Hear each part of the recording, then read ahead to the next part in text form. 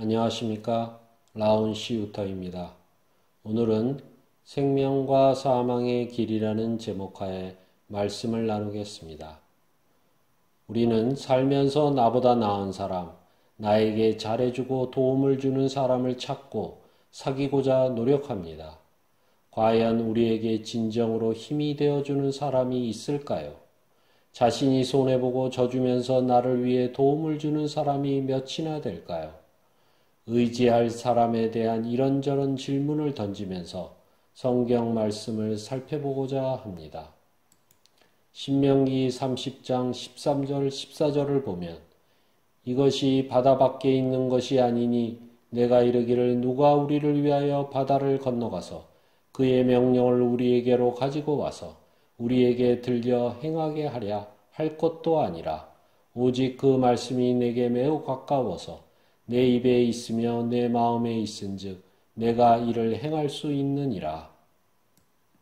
광야 시절 우상 숭배의 죄를 반복적으로 짓는 이스라엘 백성들에게 보이지 않는 여호와를 경외하지 못하고 눈앞에 보이는 사람 그리고 재물적 복을 주는 우상신을 믿고자 하는 행위에 대해 비유적으로 말씀하고 계십니다.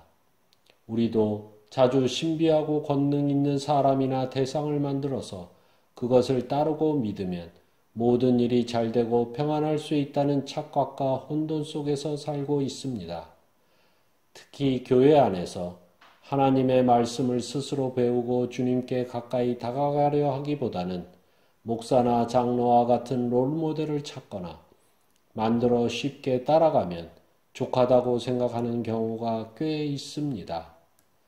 믿음은 나보다 나은 사람, 예를 들어 유명한 목사를 찾아 따르는 것이 아니라 보이지 않는 창조주이며 구세주께 순종하며 그분이 정하신 진리 안에서 에고, 본능을 억제하고 말씀으로 살아가는 것입니다. 여기서 하나님은 이 믿음을 강요하시거나 우리를 속박하시지 않고 선택의 자유를 주셨고 우리는 그 선택에 따른 과정과 결과에 책임을 지게 되는 심판을 받게 됩니다. 15절 16절을 보면 보라 내가 오늘 생명과 복과 사망과 화를 내 앞에 두었나니 곧 내가 오늘 네게 명령하여 내 하나님 여호와를 사랑하고 그 모든 길로 행하며 그의 명령과 규례와 법도를 지키라. 우리 앞에 생명의 길과 사망의 길이 놓여 있습니다. 순간적으로는 사망의 길이 더 자유롭고 세상적으로 성공해 보일 수도 있습니다. 더 큰 부와 명예를 가져다 주니 많은 사람들이 현혹되기 마련입니다. 반면에 생명의 길은 처음에는 어렵고 힘들게 느껴집니다. 남에게 인정받기보다는 조롱과 핍박이 따르기 때문입니다. 그러나 그런 고난을 통과해야만 진정한 평안을 누릴 수 있게 됩니다. 생명의 길로 한번 들어갔다고 해서 항상 행복하고 즐거운 것만은 아닙니다.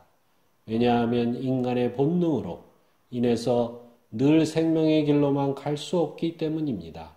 우리는 사망의 길과 생명의 길 사이에서 끊임없이 방황하며 이리저리 헤매기도 하지만 자신의 삶의 중심이 어디에 있는가에 따라 생각과 행동이 바뀌고 삶도 새롭게 되는 것입니다. 하나님은 인간에게 양심을 주셨습니다. 이것은 악한 길로 가다가도 선한 길로 돌아갈 수 있는 방아쇠가 되는데 이것을 선택하는 것도 인간의 자유의지인 것입니다. 특별한 이유 없이 다른 사람을 괴롭히면 순간적으로 희열을 느낄 수 있지만 그것은 마음속에 내재한 사탄의 명령에 굴복하는 것이고 상대방의 고통 속에서 회개하는 마음을 가진다면 천사의 생각에 순종하는 것이 됩니다.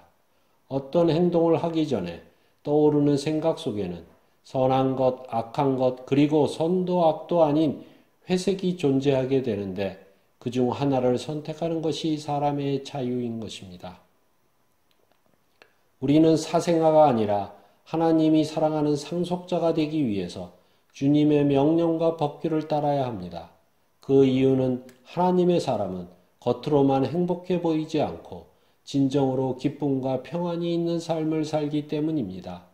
세상의 권력, 명예와 부는 겉으로는 화려하고 세련되어 사람들에게 인정받는 것 같지만 잠시라도 그것이 약해지거나 없다면 물거품처럼 순식간에 사라지게 되는 속성이 있다는 것을 잊지 말아야 합니다. 17, 18절에서 내가 만일 마음을 돌이켜 듣지 아니하고 유혹을 받아 다른 신들에게 절하고 그를 섬기면 내가 오늘 너희에게 선언하노니 너희가 반드시 망할 것이라. 너희가 요단을 건너가서 차지할 땅에서 너희의 날이 길지 못할 것이니라.